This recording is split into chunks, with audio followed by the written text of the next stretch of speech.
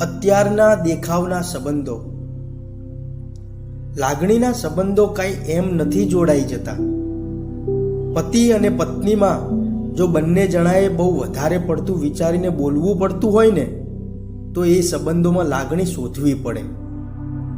મિત્રો પાસે જો વિચારીને શબ્દોનો ઉપયોગ કરવો પડતો હોય ને તો એ મિત્રતામાં ક્યારેય લાગણી જલ્દી આવી શકે નહીં અને મિત્રતા લાંબી ટકી શકે નહીં. લાગણી તો એની જોડે બંધાય જ્યાં તમારે બોલવા માટે એકવાર વિચાર ના કરવો પડે. જે મનમાં હોય ને એ તરત બોલાઈ જાય અને જે કહેવું હોય ને એ તરત કહેવાઈ જાય. અને જેની જોડે તમને રડવામાં પણ શરમ ના આવે ને અને પોતાના દુઃખોને ખુલાસાથી કહી શકો ને એવા લોકો સાથે સાચો લાગણીનો સંબંધ બંધાય છે. બાકીના બધા સંબંધો ઉપર છલ્લા જ હોય છે. બાકીના બધા સંબંધો ઉપર છલ્લા જ હોય છે.